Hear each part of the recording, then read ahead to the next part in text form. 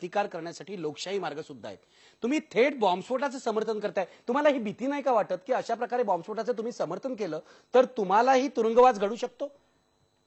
विशेष असं आहे की सतीचं वाण हाती घेतलेल्यांना अग्नीचं भय नसतं। तुम्ही तुरुंगात जायची तयारी आहे? अगदी तयारी आहे, याच्या आधी जाऊन आलेलो आहे। जर साध्वी प्रज्ञा सिंगच्या समर्थनार्थ मी उतरलोय म्हणून जर मला तुम्ही तुरुंगात डावणार असाल, मी तर म्हणतो अफजल गुरुच्या आधी मला फाशी देऊन टाका। तुम्ही अफजल गुरुला फाशी देऊ शकत नाही, तिथे तुमचे हात धर्मनिरपेक्षतेच्या शंड दगडांखाली चेचले जातात, ठेचले जातात आणि निष्पाप हिंदुत्ववादी तत्ववेत्ते। आज साध्वी आहे, इंडिया टीव्हीने साध्वी की लव्ह स्टोरी दाखवली आणि नंतर 2 मिनिटाच्या लव्ह स्टोरीत लक्षात आलं की इंडिया टीव्हीने दाखवलं की आयपीएसने तिच्याकडे मागणी केली होती आणि हिने नकार दिला होता। मग ती साध्वीची लव्ह स्टोरी कशी झाली? ती आयपीएसची लव्ह स्टोरी झाली। पण म्हणजे हिंदूंच्या रक्षणासाठी कोणत्याही थराला जायची तुमची तयारी आहे?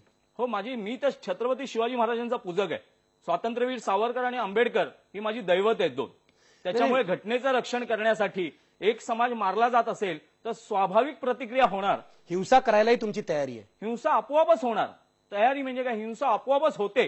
मला जर तुम्ही उठून थोबाडीत मारायला आलात तर मी तुम्हाला प्रतिकार करणार। अशा प्रकारे हिंसक प्रतिक्रिया देण्याचं तुम्ही समर्थन करताय? हो, करतो। आणि त्याचं जे काय प्रतिक्रियेचं माझ्या समर्थनावर जर काय अवलंबून असतं तर मी तर न्यायालयात त्यांचं समर्थन केलं असतं।